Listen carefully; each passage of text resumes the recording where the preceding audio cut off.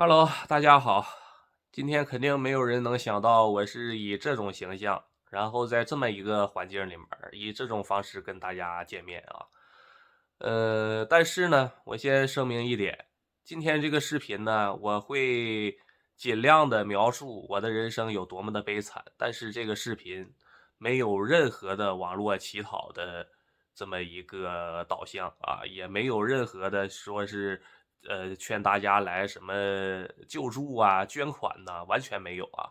大家千万不要这个没事儿献个爱心啥的，这个 UP 主有点承受不住啊。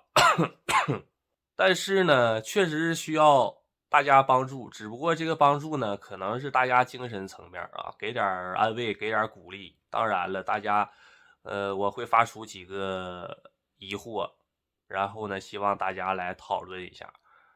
也希望如果说有这种有才华的人啊，能给 UP 主一定的建议，啊，能给 UP 主一个实打实的答案，那当然呢就是最大的帮助了。我现在是在这个地方啊，就是我平时我爸妈住的地方。然后呢，我妈是去年10月份10月末的时候11月的时候住院手术，她那个颈椎椎管狭窄很严重很严重，这个总共看病花了10来万吧，这是有医保的前提下还是啊，居民医保。然后呢，回来这养了3个来月，她还没好利索呢。我爸又摔骨折了，把这个脚踝摔骨折了。你说大冬天好好的道不走，非得走那个危险的大冰湖子，这一下就是2个老人，这就都有病了。然后呢，我是第一天我去陪我爸住的院，去陪护的。然后第二天我就阳了，我现在还没好，就很难受啊。然后所以说，第一个请教大家的，请大家探讨的问题是，2个老人现在都是这种疾病缠身，然后呢，我作为这边家里边唯一的这么一个现在算是上位的顶梁柱，啥也不是，啥也没有，你们说怎么办？这是第一个问题。然后第二个问题呢，就要更深刻一些啊。陪我爸住院的那一天，大早上打的车去的，然后呢，进了医院，从这一道就是从打车到这个进医院这一路上，这都是陌生人，对吧？我总在说我是被我家人坑了半辈子啊，有很多人不信，但是我就说这一件事啊，你但凡你是一个正常家庭，你身边都是正常人，你都没有见到过这样的当爸的。在路上只要是遇到陌生人聊天上来第一个话题是什么呢？没进过监狱的人不是完整的人，我就是一个完整的人。不是我啊，这是我爸说的。言下之意就是他蹲过监狱嘛。然后呢，就开始跟人家这个吹嘘自己在监狱里面一些所见所闻。然后呢，作为儿子的我就在旁边，我心里面我只有一个想法，你儿子脸上真有光啊！你儿子跟你一样自豪啊！你蹲过监狱，你这当爸的蹲过监狱，逢人就跟人说，不是一次两次了，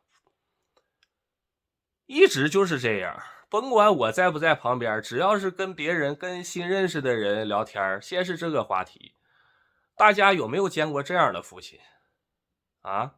拿这个事儿当做一个很自豪的事儿。就这种事儿，只是从小到大我挨坑的一个小小的缩影。大家看一看我现在的这个环境啊，转过来给大家先看一眼啊，尽量看一看全貌。这就是他俩住的地方，也是我从小到大我的一个居住环境。后来呢是搬上楼去。那有人可能会说，那你自己你住在楼上，然后那个你爸妈住在这破地方，那你是啥意思呀？是不是你故意的呀？你把他俩撵出去了？他俩完全是自愿，非得住这个地方。还有人会说了，那你家就是农民呗，你家就是农民当惯了，你爸妈农民当惯了，然后他就是忘不了那个生活呗。也不是，我家关键还不是农民。退一步讲，你就是真正是山沟里面农民家庭，大家见过几个家里面这么惨的啊？大家见过几个家里面这么惨的？他就是爱住。我小时候住这种房子，我可以说我都坐下来这一辈子的病。我小时候就是这种房子得烧柴火、烧煤，对吧？然后呢，我们家不知道是咋回事，这个从小到大好几个平房，这个炕从来没好烧过。我小时候，尤其10多岁的时候，我有无数个早上，我是被这个烟熏醒的。烧柴火也好，烧煤也好，这个烟把我熏醒，导致我现在呼吸道，我的肺其实从10几岁到现在就不好。就这么两件事啊。刚才这算是说了两件事，就是说我家人有多么的坑我，就是以他们的愚昧和无知，你明明能过更好的生活，你非得上这儿来遭罪，就为了种点地，为了养点牲口。关键是如果不干这么些活，我妈也不会追管狭窄。如果不是住在这破地方，我爸也不至于冬天走大冰胡子上面摔骨折。这都是连锁的啊。所以第二个我想探讨的问题就是，作为一个孩子，被这样不靠谱的父母，干什么事儿都不靠谱的父母坑了半辈子，要怎么摆脱这个困境？要怎么摆脱他们给我带来的这些负面的影响？当然了，指望他们主动怎么样是不可能了，因为这种教育的事儿，我跟我成年以后也跟我爸吵过。然后我爸的观点是，他在对我的教育中非常完美，没有任何的错误。我到现在啥也不是，我干啥也不成功，完全是我自己的问题，跟他一点关系也没有啊。就是这种家庭，我怎么才能摆脱这个困境？那第三部分啊，第三部分就是经常能听到一种说法，我跟别人去跟很多人我都说过，我说我从小到大怎么倒霉，而且我这怎么岁数越大还越倒霉呢？然后呢，有的朋友为了开导我，就会说，人没有一直倒霉的，也没有一直幸运的，有一天你会转运的。但是我咋就30多年了，我怎么越来越倒霉呢？你说这破事儿，两个老人都生病，然后我这被他们养这些东西拖累着，我还得天天来喂又养，然后我这稍微好转一点，我又得去陪护去，这不是一天两天呐，对不对？4个月前我妈住院的时候就开始了呀，这从秋天到冬天，可以说自己这事儿没做啥了。我也想过一点，有没有可能我现在活成这样已经是很大的幸运了？因为就我刚才讲的，我家人多么多么不靠谱啊！但是呢，我竟然还艰难的，在我20多岁到现在，我培养出了自己的人格，我没有顺着他们那个路自己走，一直走下去。大家看我现在这个穷酸样，看我这个形象，咱最起码直播间里面看过我直播的都知道，还是一个性格上挺正常的人。多才多艺的，啥都会。然后呢，还有这个大学的文凭，就是说我在这么一个不正常的家庭里面，我竟然能成长为一个还挺正常的这么一个人，也许这就是我的幸运。但是就算如果这么解释的话，那我这代价也太大了点儿。我的倒霉是一种什么样的倒霉呢？就是比如说我上学的时候也好，工作的时候也好，这个事儿是我最擅长的事儿，万无一失的这么一件事儿。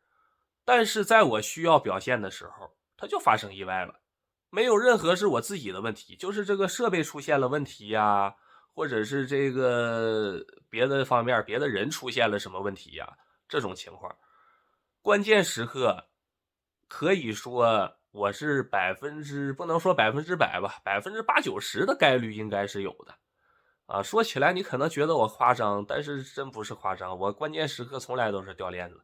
还有就是我调侃自己倒霉的时候，我是有这么一句话，就是小时候我和我发小走在一起，每一次都是他看见地上有钱。啊，这也是虽然没几次吧，虽然可能我俩走一块捡钱，可能就那么2、3次、3、4次，但是呢，确实每次都是他看见。啊，也可能我眼大漏神啊。但是这不重要吧，反正就是挺倒霉的。更别说生到这个家庭本身就是一种特别的倒霉。刚才说的是我爸不靠谱的地方，那我妈呢？那更邪乎了。我小时候很小很小的时候，4、5岁的时候，那时候是我妈会给我洗澡。4、5岁的小孩子细皮嫩肉的，你就拿那个搓澡巾咔咔就往身上怼呀。完了呢，就给我弄得很疼。我喊疼呢，他就打我；他打我呢，我就哭；我哭呢，他就更打我；他更打我，我就更哭，然后他就更打我，如此循环。这就是我的童年，这也是一个缩影。有更惨的事儿，我都很心酸到我都懒得说，以后有机会吧。之前啊，就是去年的时候，我看到一句话，我觉得很有道理。